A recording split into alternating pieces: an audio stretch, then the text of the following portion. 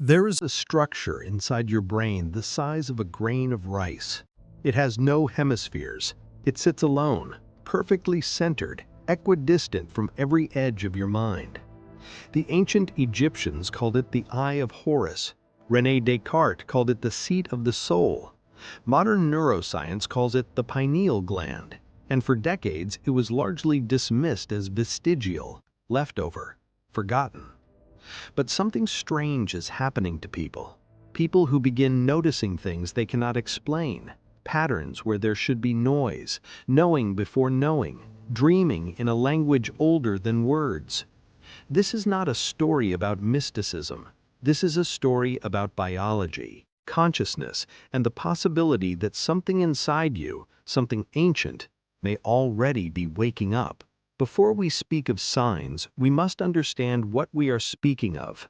The pineal gland is a small, pine cone-shaped endocrine organ nestled deep within the epithalamus of the brain. Unlike almost every other brain structure, it operates outside the blood-brain barrier. It is exposed directly to the bloodstream in a way few neural structures are. It produces melatonin, a hormone that governs your circadian rhythm, your body's internal clock, the pulse that tells you when to sleep, when to wake, when to enter the deeper chambers of unconscious rest. But melatonin is only the beginning. In 2013, researchers at the University of Michigan detected trace quantities of dimethyltryptamine, DMT, one of the most powerful psychoactive compounds known to science, produced endogenously within the mammalian pineal gland, not ingested, not synthetic, made inside the body. The implications of this discovery have never been fully resolved. What is the body doing with an internal supply of a molecule that, in higher concentrations, produces experiences described across every major spiritual tradition in human history? No one has given us a clean answer, and that silence is more interesting than any explanation. Every major civilization left us a symbol. The Eye of Horus, when overlaid anatomically onto a cross-section of the human brain, maps with unsettling precision to the structures surrounding the pineal gland, the thalamus, the hypothalamus, the optic thalami. It is not a perfect match, but it is too close to be entirely coincidental. In ancient India, the Ajna chakra, the third eye, was placed at the center of the forehead, associated with perception beyond ordinary sight, with knowing, with the dissolution of the boundary between the inner world and the outer one. The Hermetic teachings of ancient Egypt declared, as above, so below, the cosmos reflected in the body mirroring the cosmos. And the pine cone, the symbol that appears in Sumerian art, in Vatican sculptures, in the staff of Osiris, in Dionysian processions, is shaped identically to the pineal gland.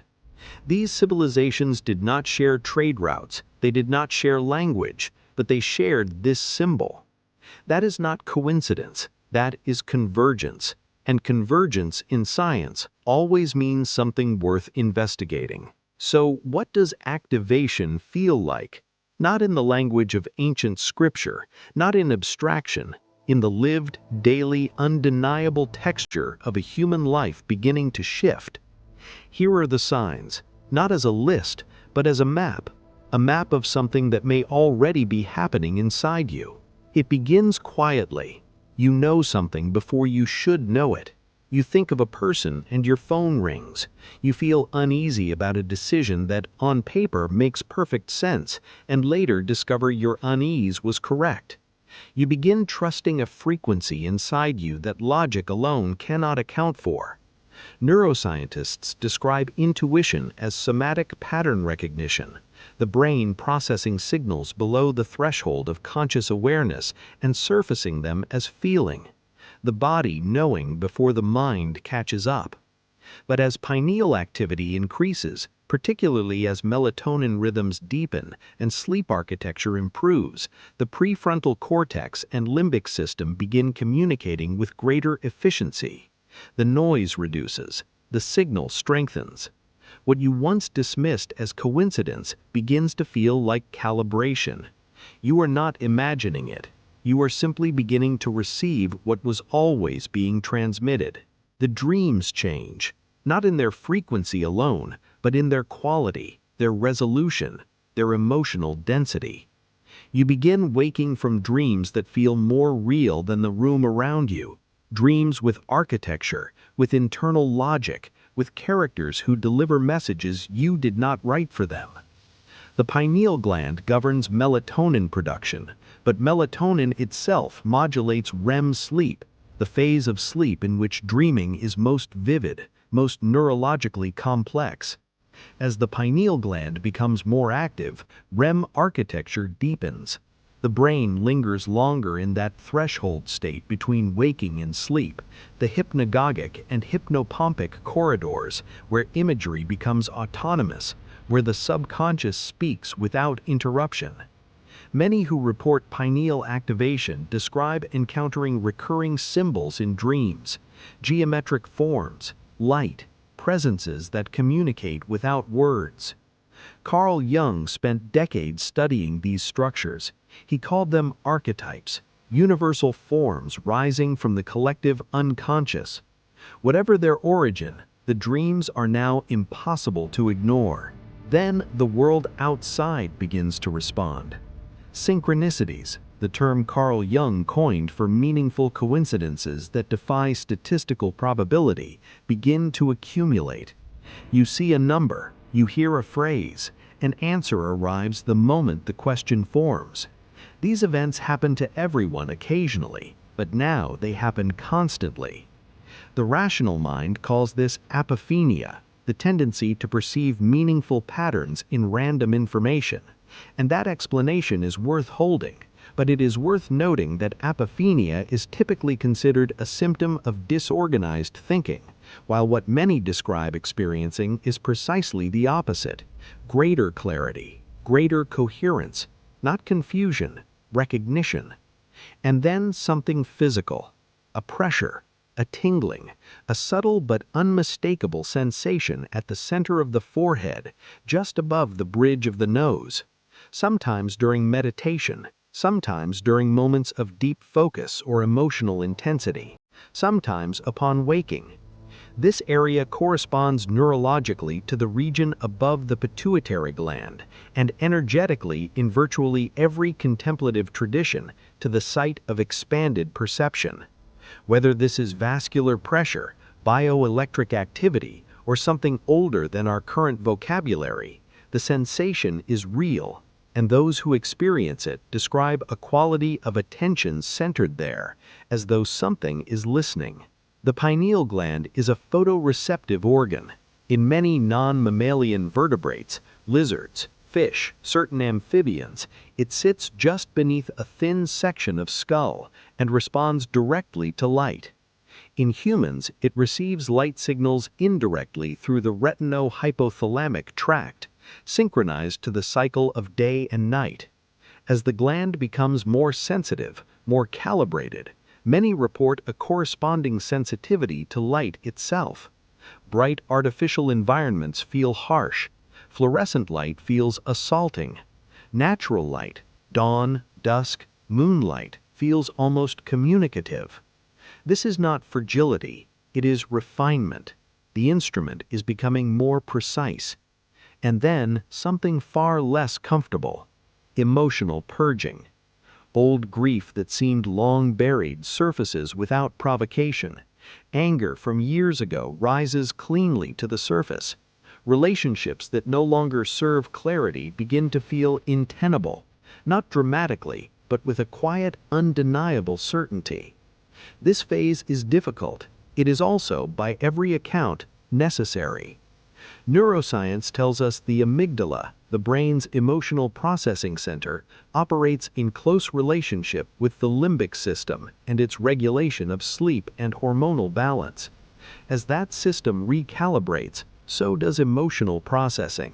What was suppressed is now processed. What was frozen begins to move. Activation, it turns out, is not only illumination, it is also excavation. Time begins to behave differently, not in the way of boredom, where hours expand with discomfort, but in the way of absorption, where hours collapse into moments and moments expand into something vast. The present tense becomes more inhabitable. The compulsive pull toward future planning or past analysis begins to loosen. Neuroscientific research on time perception suggests that our sense of time is deeply tied to attentional focus and neural processing efficiency. As internal noise decreases, as the circadian rhythm deepens and the nervous system regulates, the present moment becomes more accessible, more real. Many describe this as the most disorienting sign of all, because our entire social architecture is built on a shared relationship to linear time. To suddenly experience time as flexible, as something that bends to the quality of attention, is to begin living in a slightly different world than the people around you. Which leads to the next sign, the desire for solitude. Not isolation, not withdrawal from love, but a deepening preference for silence, for space, for hours alone that feel not like loneliness, but like restoration. The world has become louder, or perhaps you have become more sensitive to what was always there. Social noise, the performance of interaction, the accumulation of other people's energy begins to exact a cost that it never did before. This is not antisocial behavior. This is discernment. The system is learning what to let in. You begin to see through things, not cynically, not with suspicion, but with a quality of perception that notices the structure beneath the surface of events, the pattern beneath the behavior, the architecture of causality that most people move through without ever pausing to observe. You read a situation and understand it at multiple levels simultaneously. You hear what is said and what is not said. You sense the emotional current beneath a conversation, the fear beneath an argument, the longing beneath an absence. This is not paranoia, it is depth of field. The visual range of your perception has simply increased. And with it comes the final sign, perhaps the most difficult to describe and the most undeniable to those who experience it. A heightened, almost unbearable sense of awareness. Not of anything specific, of everything simultaneously. The texture of light in a room, the weight of silence between words, the extraordinary improbability of being alive in this moment, in this particular arrangement of matter and energy that calls itself a self. There are moments, sudden, uninvited, often mundane in their setting, where the ordinary world becomes briefly overwhelmingly vivid. Ancient traditions called this satori, a crack in the ordinary. Neuroscience would point to default mode network suppression, the quieting of the narrative self, and the flood of sensory data that becomes available when the brain stops filtering the world through the story it is telling about itself. Both explanations are true, neither is complete. The closing. There is a question worth sitting with, not as a thought experiment, as a genuine inquiry directed inward. What if the things you have been dismissing as imagination, the knowing, the pressure, the dreams, the moments of unexpected clarity, were not anomalies? What if they were data?